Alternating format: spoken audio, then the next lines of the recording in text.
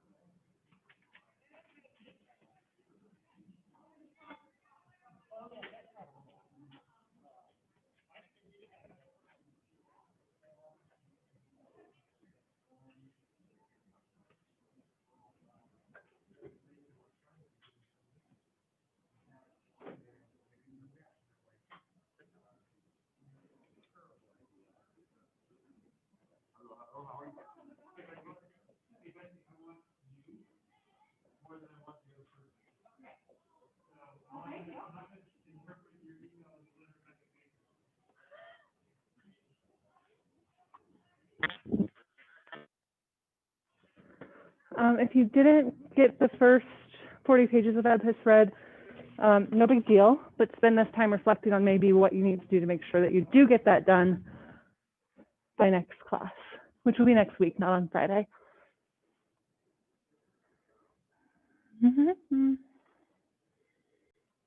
Hello. Okay, cool, that's working. All right, so today we're going to eventually reread scene 1, but I kind of reworked what I did with third hour.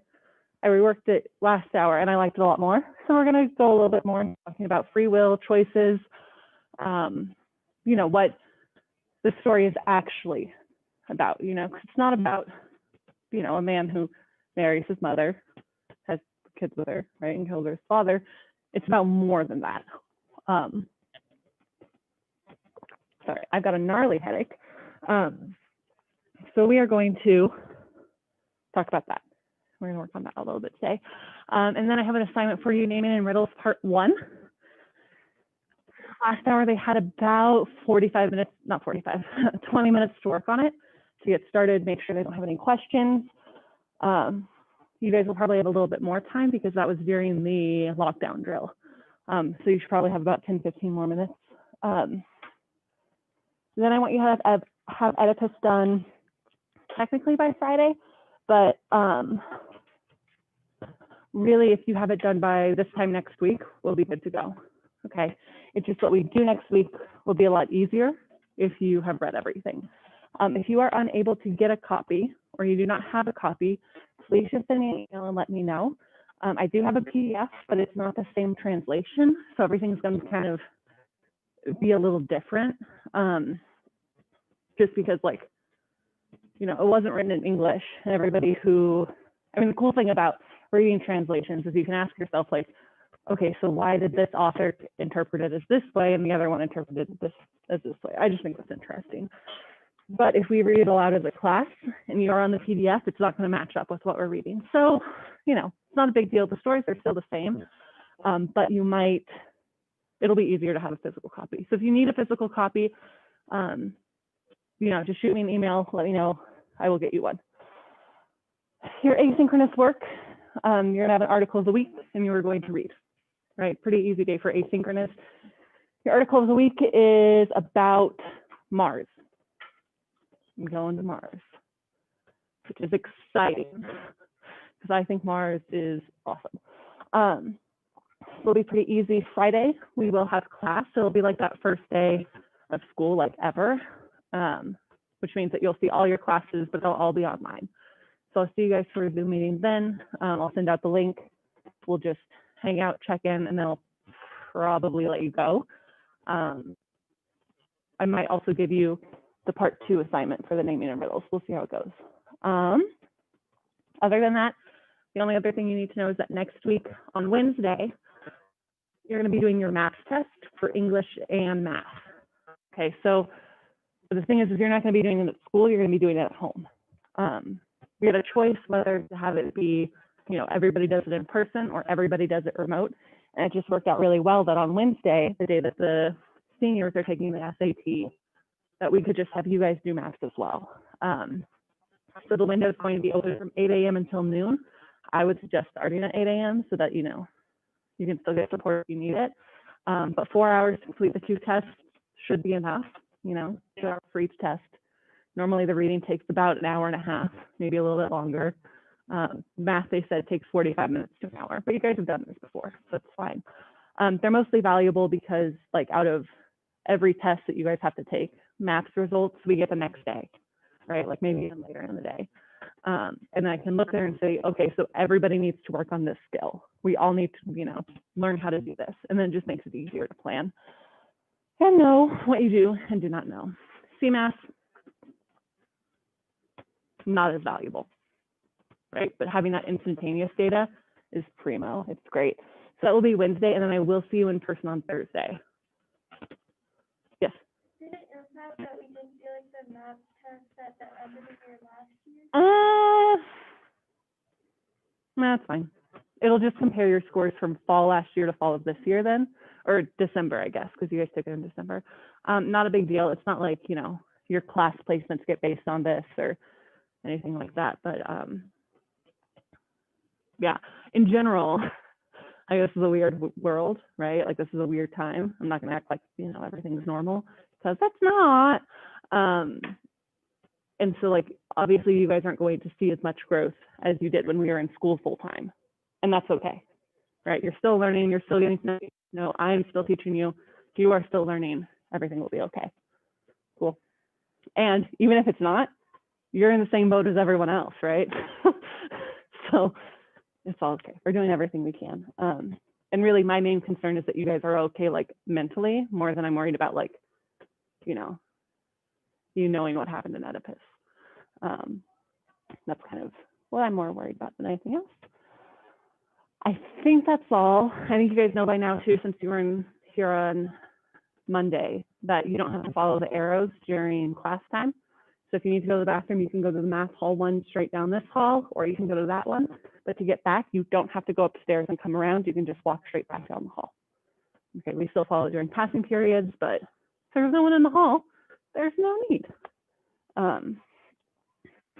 Okay, what else? I think that's all. Anything from you guys? No? Okay. So tell me, what were your thoughts on the first part of Oedipus?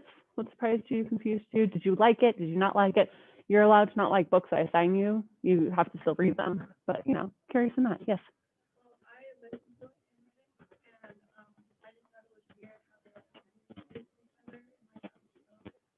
Like in what way? Oh yeah.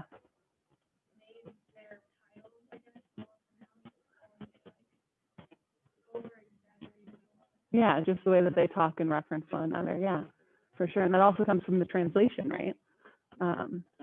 Yeah. Yeah. Yes, Griffin. The choruses. Yes. The choruses can be interpreted as like a little creepy, right? At the same time, we imagine it being on a stage with a play, right? So like you have to have somebody to come in and like be the narrator, kind of like in the movies, you know, like one of the big issues I think with movies that are turned into movies from books is that like you don't have that narration. That's kind of like their narration, but yes, it's funny to imagine that that's actually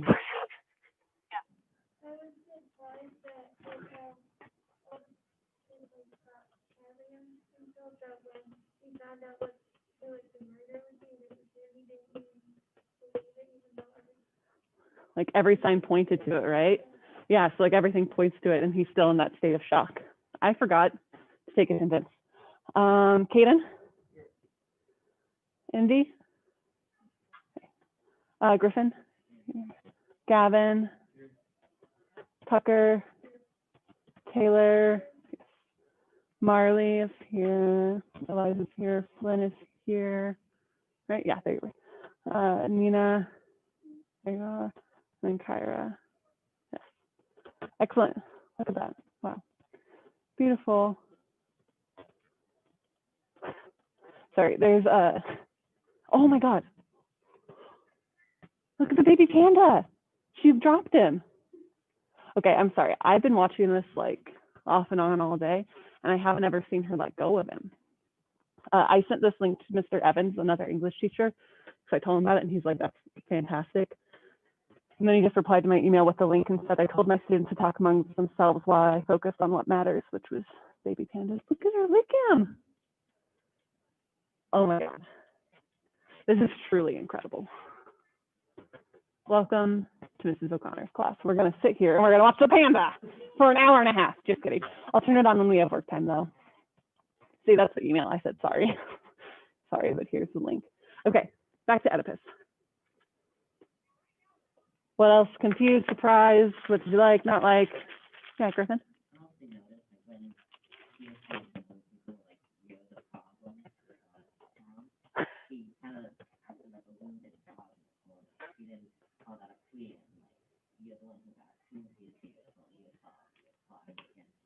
Yeah, yeah. Oedipus is a very interesting character. I think we can confidently say.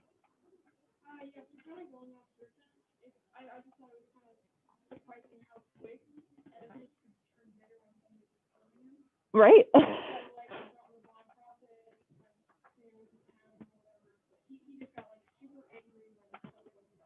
Yeah, the blind prophet like really made me mad. I was reading it and I was so frustrated. So I was like, no, like he's a prophet. Like you don't really say prophets are wrong. Like now we'd probably be like, oh no, they're just trying to take your money like all the mediums, you know, and all the psychics. But prophets aren't psychics. They're like in mythology and in this time, they're seen as direct oracles from the gods. They actually like are told what's going to happen by the god. And so for him to be so arrogant, right, to think that he is right and that the prophet from God is wrong. Yeah. Yeah.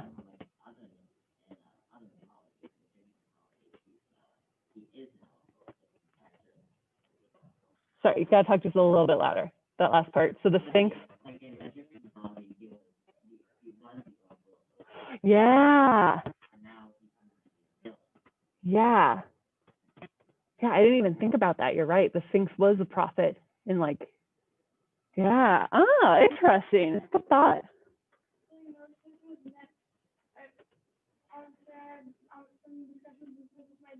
Yeah. Talking about how this play is meant to be a play. It's not supposed to have, it's not supposed to be a plot twist. Everybody knows what's going to happen. Oh my God. And guess what's that called? That's called dramatic irony.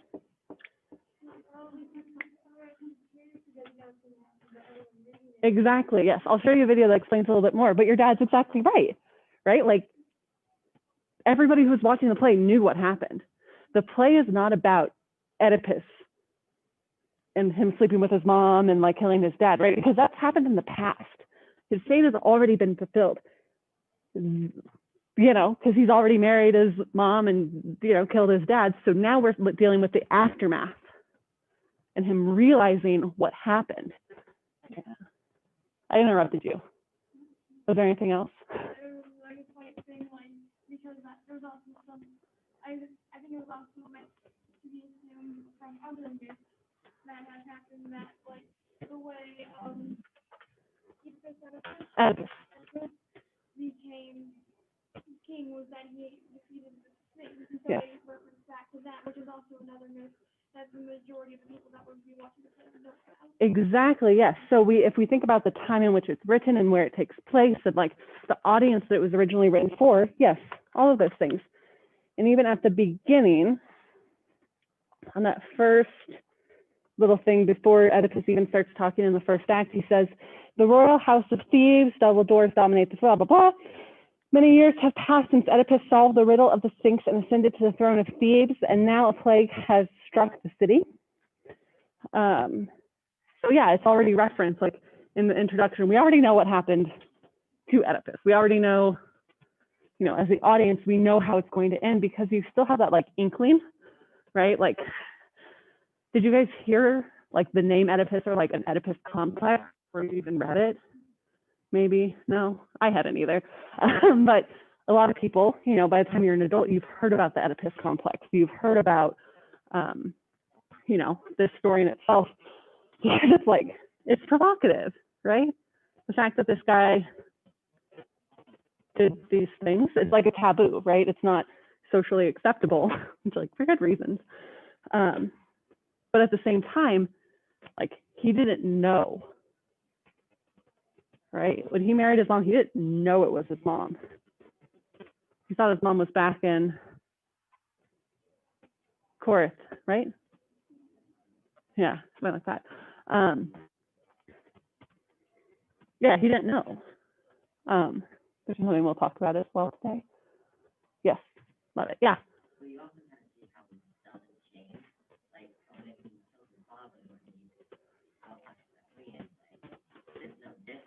Yeah.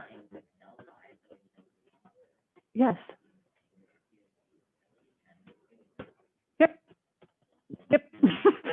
He just, and I think that's when, you know, static dynamic characters, right? Characters change or they stay the same. I think all of Oedipus's change happened before this story starts, right? Because at this point in time, he kind of does what he wants, you know, because he is king. He solved the riddle. He was able to like ascend to this throne, so he deserves it. So if he wants to kill someone, he can. Yeah, and I think that brings into a lot of questions of like, who is Oedipus? And he says at the beginning, I am Oedipus. And he said something about, do you know my fame? Hold on, what was the line? Here I am myself.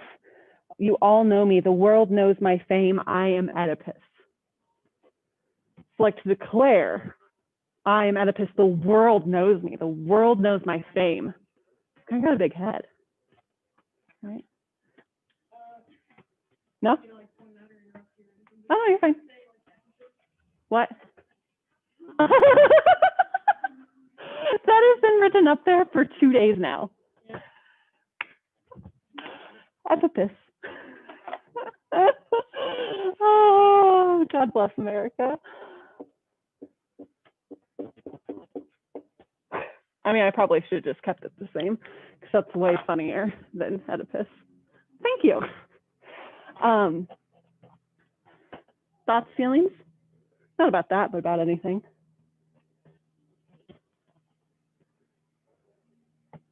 Okay, so I found out that John Green of Crash Course and of writing fame, Fault in Our Stars, he has a really, oh my God, I didn't know there was a Thug Notes on it too. Okay, I'll watch the Thug Notes in my own time, and then I'll send it to you to watch if you want. It's my favorite. I even have like the sweatshirt from his store, but he gives really good summaries. It's just that they're not always appropriate. So I'll screen it ahead of time and then get back to you. But we're gonna watch this really fast, just because I think John Green does a good job of giving you a few things. First, like an overall summary of what happened, right? He'll go into what's going on. He'll give us some background, some context of what's happening. And then he'll also talk about how people interpreted and read the plays themselves when they were, you know, like famous literary critics. I don't want you to watch and think that John Green is right about everything. He is not, you know, but this is his interpretation and his thoughts about the play. And I thought that they were good, and they were really fun animations. And he talks to Chewbacca, and like, it's just fun. So I thought that we would take a while, so it's like 13 minutes, and just watch this, and then it will lead into the rest of our discussion for today. Mostly, you can hear somebody that's not me talk. Okay. He talks fast, so I have on the closed captions. Okay. I'm John Green. Welcome to Crash Course Literature. Today we're going to talk about Oedipus. Leo Tolstoy was famous because all happy families are alike, but each unhappy family is unhappy in its own way. And I personally hope that there's no family as unhappy as Oedipus. Ancient Greek playwrights really specialized in the dysfunctional family. I mean, they have plays about wives killing husbands, parents killing children, children killing parents, siblings killing each other, and they also wrote tragedies. But it's hard to imagine any more tragic. Stephen Clare, there's obviously writing about in Oedipus.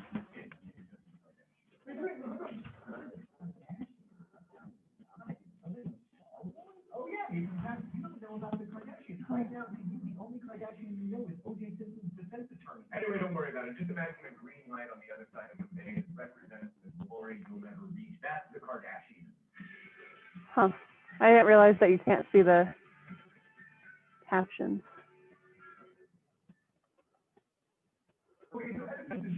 Oh, here's what we'll do.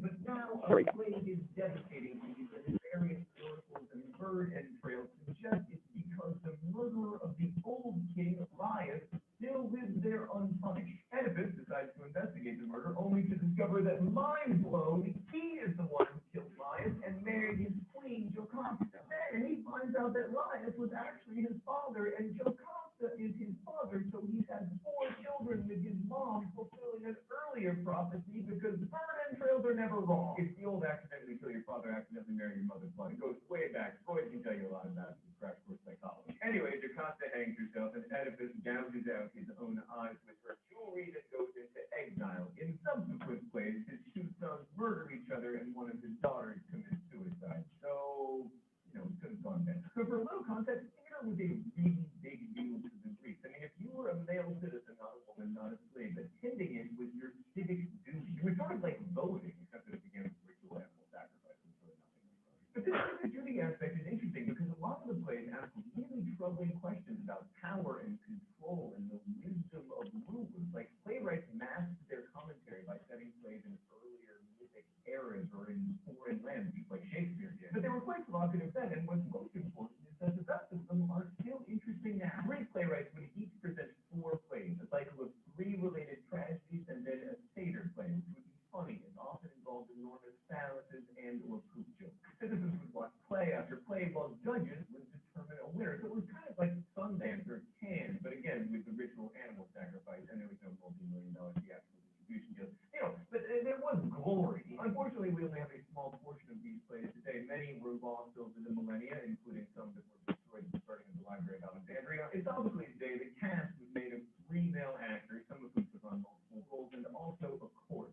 Playwrights were typically the director, the composer, the set designer, and often also the lead actor, although apparently Sophocles did not appear in plays because he was, I guess, a terrible actor. But the choruses were drawn from the Athenian citizenry and generally served as like stand-ins for the audience, asserting conventional wisdom and asking the questions that a typical audience member might. The actors wore masks that were made of linen and hair, as well as enormous robes and platform sandals, so you could still see them even if you were in the cheap seat. So Sophocles lived throughout nearly all of the 5th century BCE, and he wrote 123 plays. We have 7. Who knows what kind of crazy stuff people got up to in the other ones. The first person to offer literary criticism of Greek drama was my old nemesis Aristotle, whom you'll remember was wrong about everything. This was a guy who believed that people were naturally born to slavery, except that he was actually kind of right about a lot of theater stuff. It pains me to say this because I do genuinely despise him, but Aristotle had a lot of interesting ideas about story. For instance, he noticed that in a lot of stories, the main character has a recognition and a reversal. He's also responsible for a lot of classical ideas about tragedy and comedy, and Oedipus fits his definition of tragedy very well, probably because it was his favorite play. Aristotle defines tragedy as, quote, an imitation of an action that is serious, complete, and of a certain magnitude. Tragedy is also meant to evoke both pity and fear. I mean, when Oedipus returns to the play's end wearing a new mask that shows his gout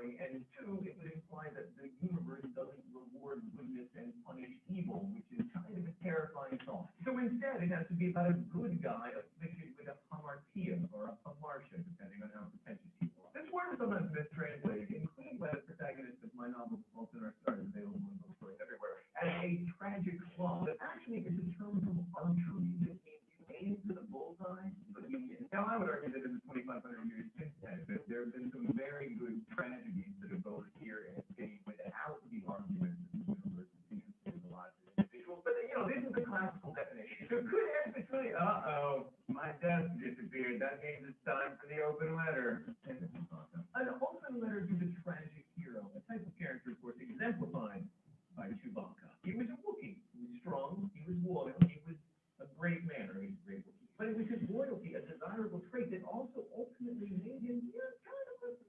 complicated hero. I mean, Chewbacca made a blood oath to Han Solo. So if you mess with Han Solo, Chewbacca's going to rip your arms off. And some of you know the Star Wars universe outside the movies, you already know that eventually that does prove tragic. Chewbacca, you're a hero, but it's your heroism that also is ultimately your undoing. Best wishes, John. So is Oedipus a good character, and does he make a great mistake? Well, let's go into the thoughtful. So at the beginning of the play, Oedipus definitely seems like an A++ king. I mean, the priest calls him the first of men in all the chances of his life. When the priest comes to tell him about the suffering in the city, Oedipus says he knows about it already. I have known the story before you told it. Oedipus is already worried about what's happening to the people. In fact, he's dispatched his brother-in-law Creon to visit an oracle and find out the source of the testimony. Let's not forget that Oedipus has already saved the city once by answering the riddle of the Sphinx. Sphinx of the body of a woman who is evil. He's never got a habit of killing everyone who answers the riddle incorrectly. So, you know, it takes a measure of courage to try to answer the riddle. He's a good guy. He's a great king, right? Yeah. I mean, when Creon gets answers that Oedipus doesn't like, Oedipus accuses him of This is what you're for saying. He also has some partial for the blind seer Tiresias, when Tiresias correctly names Oedipus as the source of the contagion. When the shepherd is brought to Oedipus and resists revealing the truth of Oedipus's birth because he knows it will upset the king, Oedipus threatens a man with torture. That's like the ambiguity of missing the mark. I mean, what was Oedipus's error in this play? Was it killing Laius at the crossroads? I mean, that's maybe a little bit aggressive, but Sophocles makes it pretty clear that Laius has been chariot arrow road race. Oedipus was acting in self-defense. Well, that's pretty icky, but again, not really the choice. She was presented to him along with the kingdom when he didn't use her things. And as we've said, he treats other characters pretty shabbily, but those are small mistakes rather than great ones. He makes his mistake is believing he can outrun or escape his own fate. But if you were told you were going to murder your father and marry your mother, wouldn't you try to escape it? Now, maybe you're thinking, well, if I heard prophecy that I was going to be a father killer and a mother, I would, you know, avoid fights with older men and sex with older women. And fair enough. But remember, Laius and Jocasta had attempted to kill Oedipus. They received a prophecy about this too. So Oedipus was brought up by the king and queen of Corinth, who he assumed were his parents. How is it a mistake to stay very far away from your parents and in the process save the city of Thebes? And if you can't outrun your fate, how is your fate a result of your flaws? So the play depends a lot on irony. The guy who seems the smartest is actually save Thebes is actually enlightenment, liberal blindness. But that, combined with the aforementioned ambiguity, is a lot of what makes this play so enjoyable to so many generations of people. We in the audience are aware of all these ironies in a way that no one on stage is, at least until the very end. Remember how Oedipus said, I have known the story before you told it? Well, just about everyone in the audience also knows the story before you told it. I mean, you probably knew the outlines of this story before you actually read it. Right? The gap between what we know in the audience and what the characters know on stage makes us uncomfortable and scared for them, and it ratchets up the tension. This is a detective story where it turns out the detective is the murderer, and the detective doesn't know it, but the reader does. So in each new scene, in each new clue, the net draws more and more tight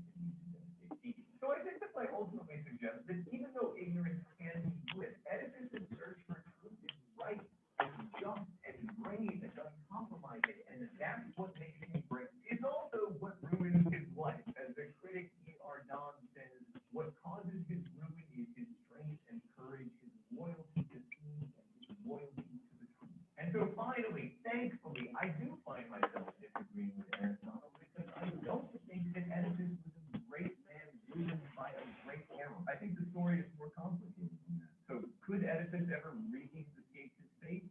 Probably not. I mean, there are occasional examples in Greek myths of God softening his fate or finding a loophole. But those are rare. So when you read Oedipus, you realize there are actually two stories. One is about what's already happened, and one is about what's happening now. The second one that interests Sophocles, like killing the father and marrying the mother, that stuff happens in the past, off stage. Sophocles concentrates on the choices that Oedipus freely makes to find the source of the plague, even when it means implicating himself, to gouge out his eyes so that he won't have to look at his parents in the underworld. So Oedipus can't escape his fate, but he does have a measure of free will. He does make some choices. What's interesting to Sophocles isn't so much the fulfillment of the prophecy as how it is fulfilled and how that affects the present. As the critic A.W. Gomes put it, the gods know what the final score of the football game will be, but we still have to play. Ultimately, the victory, Gomes says, will depend on the skill, the determination, the fitness of the players, and a little on luck. Instead of using the play to stage some sort of fate versus free will debate, Sophocles is interested in asking questions of both fate and free will. I mean, when we see Oedipus, we should ask ourselves, how much control do we have over our lives? How much do we owe to genetics, to privilege, to upbringing, to accidents, to the choices that we do or don't make?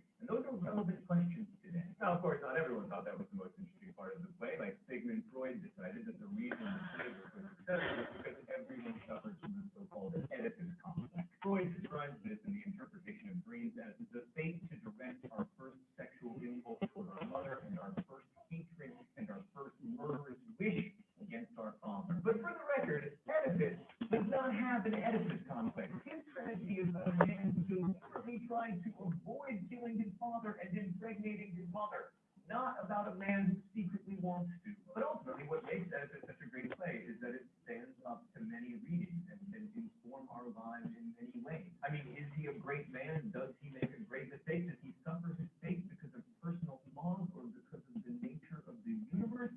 Those are big, interesting questions, and it's nice to know that people have been asking them for millennia. Thanks for watching. Sweet. Okay. Talk to me about our further thoughts now after watching that.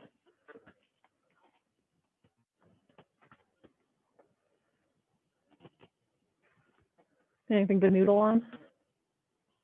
Anything that you were like, oh, I didn't think of it that way? I mean, lots of things for me, but.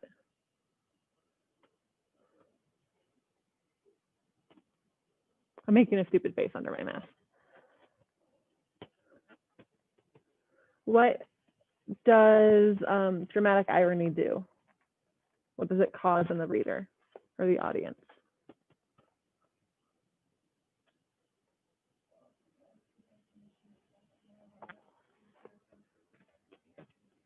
Yeah, so what feeling does that bring to the audience? Yeah, fear and pity, suspense, right? We know something that they don't know. The entire time that Oedipus is searching for this truth, we know. Yeah.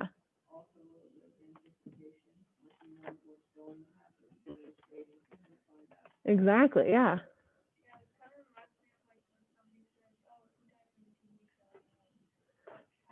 Yes, or a character's like written off your favorite show and you're like,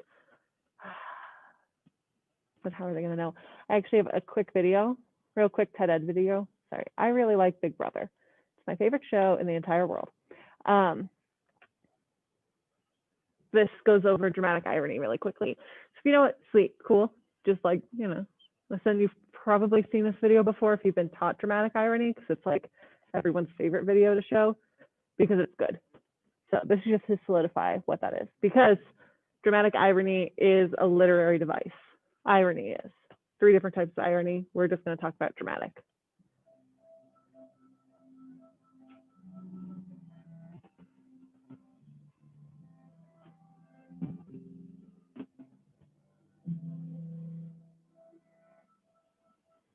What do horror movies and comedies have in common? The two genres might seem totally different, but the reason they're both so popular is perhaps because of what they have in common: their use of dramatic irony. First, let's clarify. There are 3 types of irony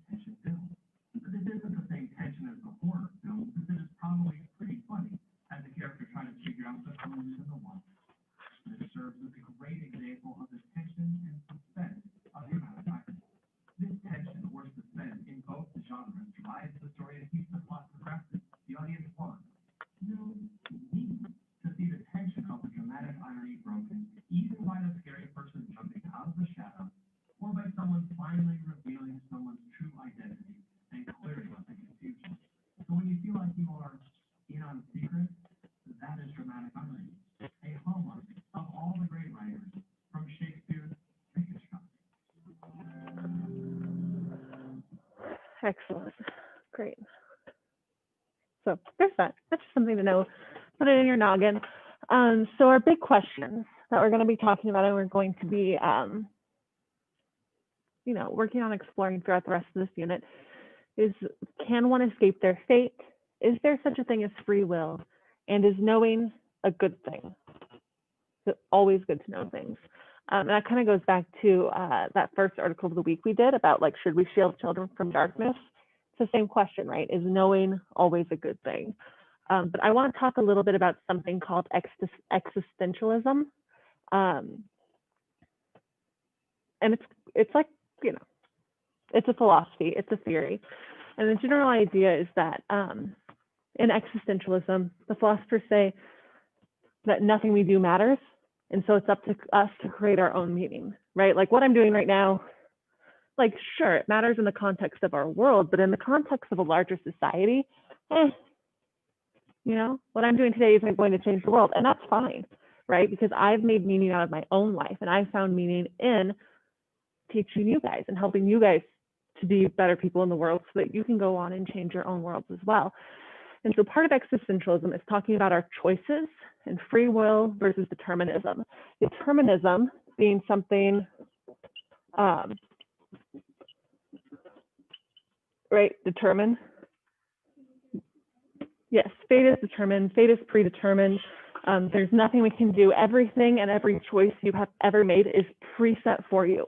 The clothes you decide to wear, the decision to come to this school, what color your notebook is, the decision to take an honors class, that is all pre-set up for you, and you don't have any control over any of that. The opposite of that is free will,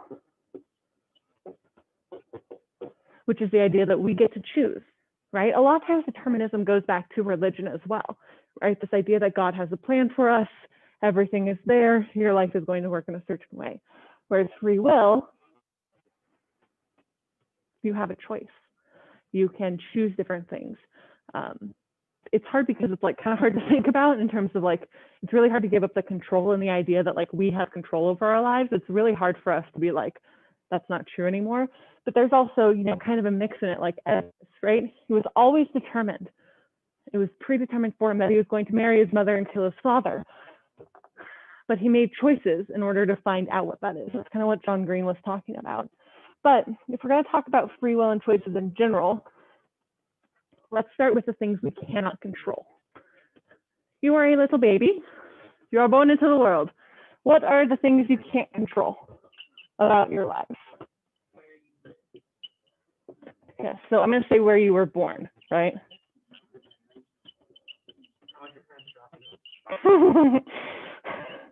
Where you were born, who your parents are, siblings. I know I always spell that word wrong.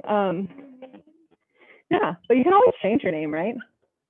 My husband changed his name. He was born Sean Gunner, and now he is Gunner Sean, which I think sounds way better than Sean Gunner. Right? Like that just doesn't sound like it.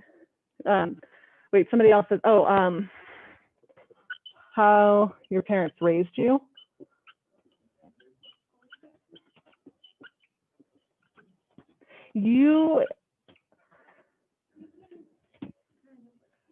Yeah, like that's decided by your parents, but in theory, if you wanted to go to a different school, you could emancipate yourself and, you know, go. Yeah, and I think like the idea of preschool too is like, at what point do you gain that free will? And at what point do you get to make those choices? Right now, it doesn't feel like you have any choices because you're like, you know, you're 14, right? Sometimes it doesn't feel like I have any choices and I'm older than 14. It's like, I have to do this. But the idea of free will is that you don't have to do anything. If you just want to start screaming right now, you could. My favorite example to think about is like you're going for a hike, right? And you come up upon this path and it's blocked entirely like by boulders and rocks, right? So what are your choices? Turn around, go back. What? Yeah, climb over them. Go around them. Go under them. Move them. Blast your way through. You could also jump off the mountain, right? Like you have all the choices in the world. But what you're going to choose, you know, you're probably not going to choose to just jump off a mountain because some rocks are in your way, right? But the idea that you still have that choice to do that kind of goes to free will, right? But you're not going to, which makes us think more determinism, right? So everything outside of these factors, you can change anything else, right? You can amend any of that. Right now, if you chose to just walk out, you could. So what's stopping you? The door, the consequences of walking out. Huh? Higher authority, right? Like my authority, right? I'm looming over you, I'm sitting by the door.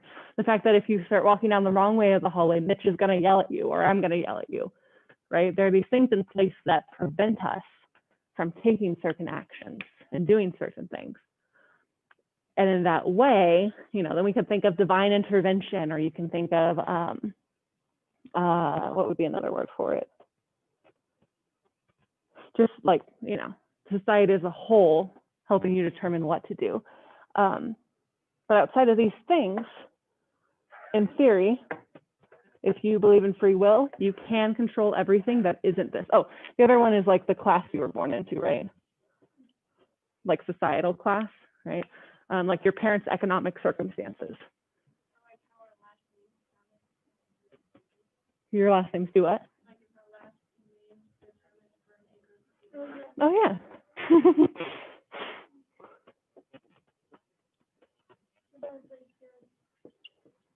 But also, I have people with a last name that starts with an A that are in my beat group, because she had to be, you know, just because of, I don't know, outside circumstances. Yeah. So then maybe like at the beginning, your name. And so as you go throughout the world, you know, and as you go to interact with the rest of your day, it's really like interesting and a little trippy to start asking yourself, like, is this a choice I'm making, or is this a choice that was made for me? And why am I making these decisions, right? It's not just like a moral like sense of, you know, why are you doing this? Like, think about your actions. But it's also like what factors are influencing you to do things, right? Like I am a slave to capitalism, so I drink Starbucks, right? I could easily go to a locally owned coffee shop, but I don't. But like, why? I don't really know. It's easier, it's more convenient. And at the end of the day, like, I don't know, I just wanted to. But capitalism has already kind of determined that for me. The other interesting thing about too is like with social media, right? I buy a lot of things off Instagram ads because they figured out what my brain likes. They figure out exactly what it is that they can get me to buy if they advertise it to me enough, right? Because like I'm really big into sustainable things. So, you know, I got like a sustainable or like a reusable like lunch bag, right? Like a sandwich bag. And now I have advertisements for toothbrushes, for straws, for saran wrap. I love bags. I love backpacks and purses, bags. I have a lot of them. And they know that. So at least once a day, I have an advertisement for a backpack that holds a lot of stuff, because I bought that off Instagram once and now they know. So when I go to buy those things, it's not necessarily my choice. It's an advertiser's choice that they've made for me. So it's just kind of, I don't know, it's something that we'll talk a lot about. And it's something that we'll discuss in terms of context of this book, but also in context of like everything overall. Free will says these are things you can't control, but you can control everything else. Determinism says everything you do is already, I'm not going to use the word determined because I don't like using words and definitions, but already chosen for you. So then we know that Oedipus can't control where he was born, who he was born to, the fact that he was born to, you know, king and queen. But then they tried to disrupt that fate and that prophecy by killing him. But they didn't. And the fact that they didn't might have been predetermined, but it also might have been the free will of the shepherd who took him there. You gotta keep your mask on, homie. Yeah. Okay. What else?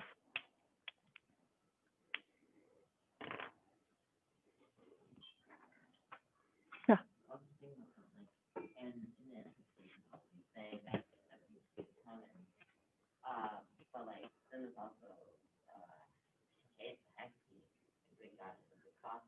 Yeah. Right? So then free will would say, yes, you get that choice. Determinism says you're presented a choice, but which one you choose is already determined, right? Like Robert Frost, he was presented with two roads to travel, but it was already predetermined by somebody else, like another god or whatever, that he is going to take the road less traveled by. Sorry, that was just, yes. But isn't that interesting? Because then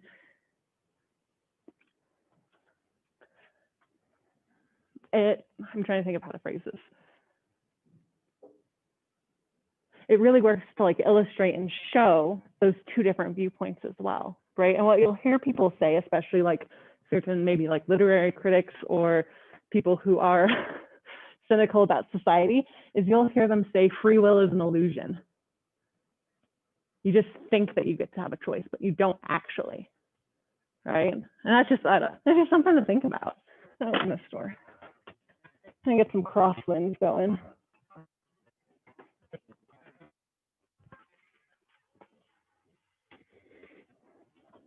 So at the end of the day, oh yes. So like, what you were saying is like, technically, we don't have a choice in everything, because like our fate already shows it for us, and we just think that we. Yeah, that's not what I'm saying. That's what determinism would say. Like if that was something that I believe, that's what I would say. I honestly don't know where I stand. I kind of go back and forth like pretty consistently, because sometimes I'm like, yeah, free will isn't a thing. You know, the fact that I ended up here is after like a very long series of events that have culminated in me here right now. And those were all choices that I made, right? Maybe, maybe not. Yeah, so I'm not telling you which one's right or which one's wrong. You can think about it yourself. And of course, this is also influenced by your religion too, right? Somebody who's religious might say that God has determined my fate. You know, that's not right or wrong. It's just a thing. Yes. Okay. My idea overall at the end of the day is that at the end of class, at the end of this year, sure, I want you to know the plot of Oedipus, whatever, right? Like you can Google it. More than anything, what I and other teachers want to help you become is people who can think for themselves and like actually have ideas and thoughts. And what this conversation shows me is that you guys are there, right? You have these ideas, you can think about things, and I'm just going to keep pushing you to keep thinking about things and keep pushing your thinking so that you can be smart. I'm trying to think of like how else to say that. Yes, you can deepen your understanding, grow your understanding, and also just like be a more interesting person. Do you have a camera from photography as well? Okay, because they all just walked by with cameras around. Cool, how fun is that? So anyway, now you get to decide, do I believe in determinism or free will? And you get to decide what you believe. And you get to decide, you know, you can change your mind too. But it's totally up to you. What arguments you want to make for or against it, totally your call.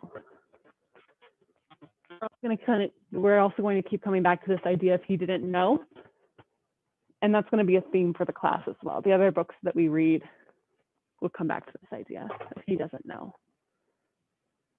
Okay.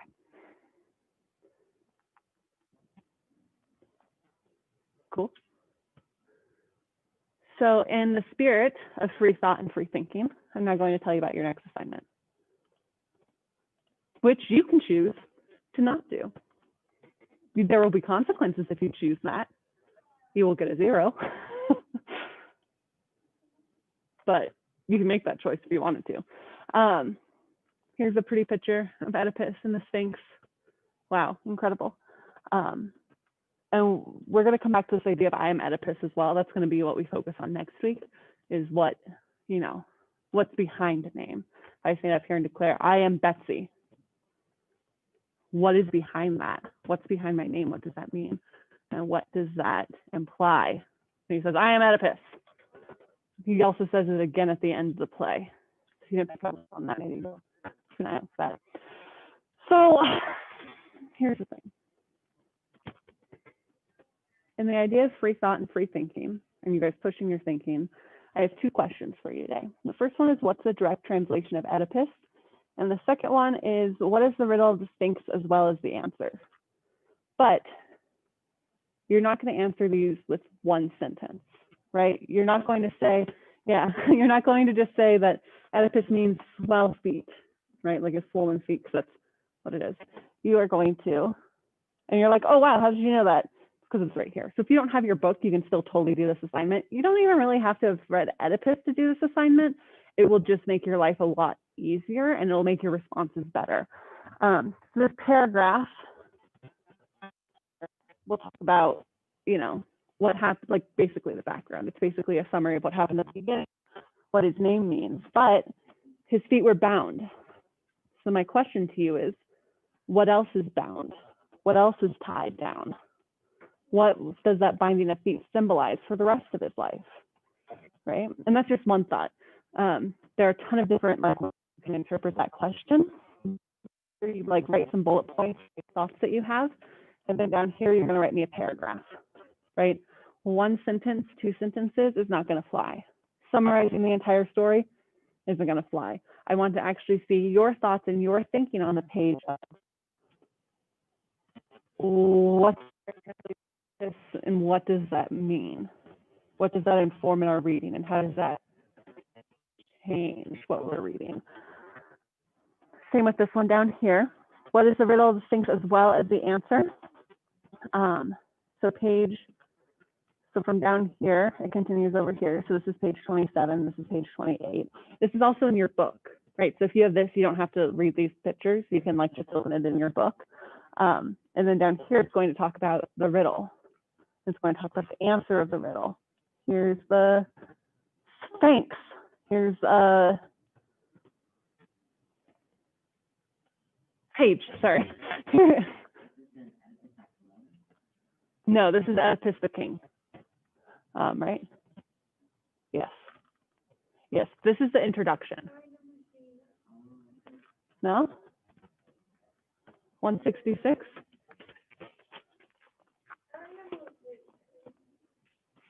Oh yes, it's just down here. It's page 166. So all of those pages are like clues, but they should also inform what your answer is.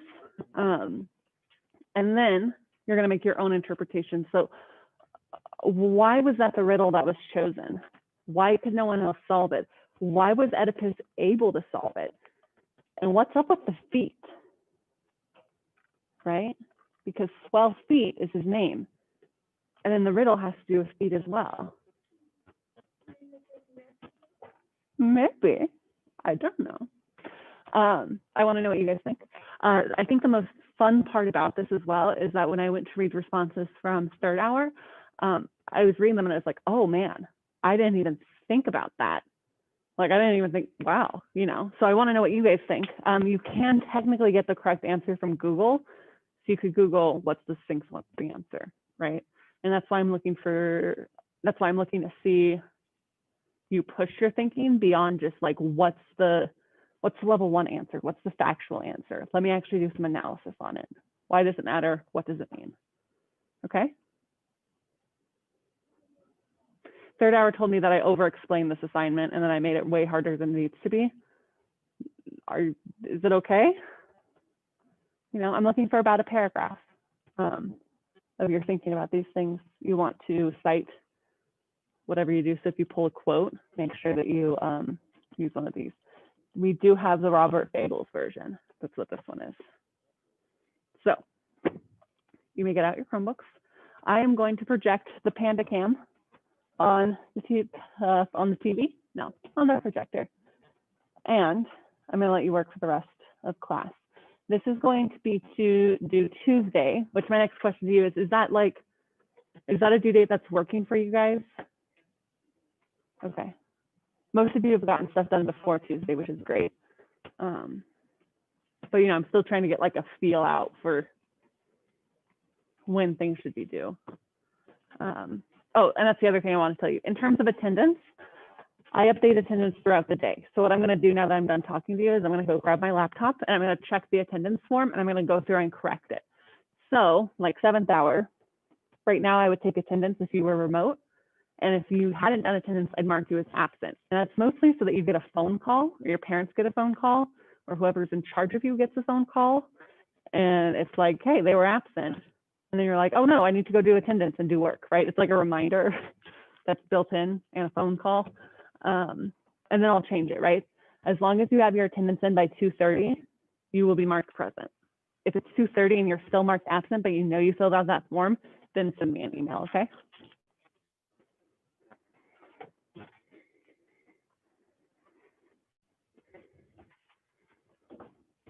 I'm just gonna turn that off now.